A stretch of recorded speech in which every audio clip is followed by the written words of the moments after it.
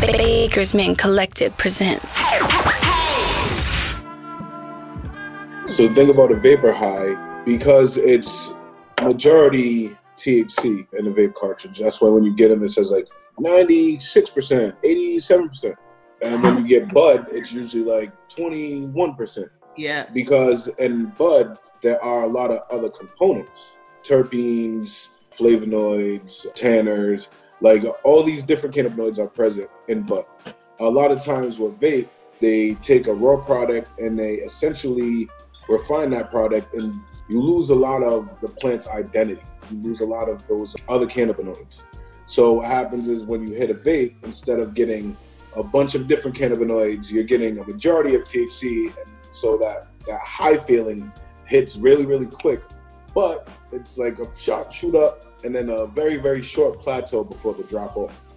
Rather than when you smoke weed, it's kind of like a build up before hitting your plateau. And the plateau is pretty decent lasting, and then there's the gradual drop.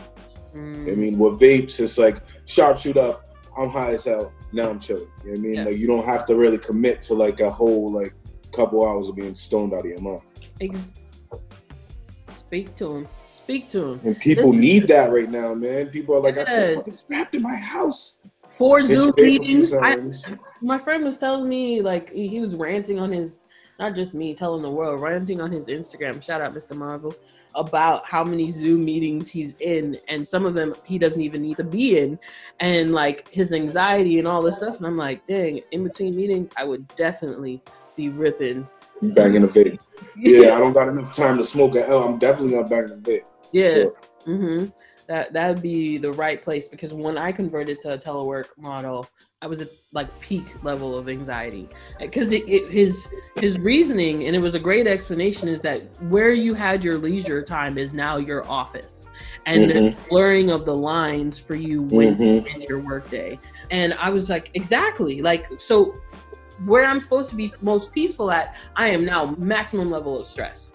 That can mess with a person's psyche. And another point of his was that burnout was listed by the WHO as a pandemic. It was a real thing. So people are going through COVID, if you're Black, racism, and burnout.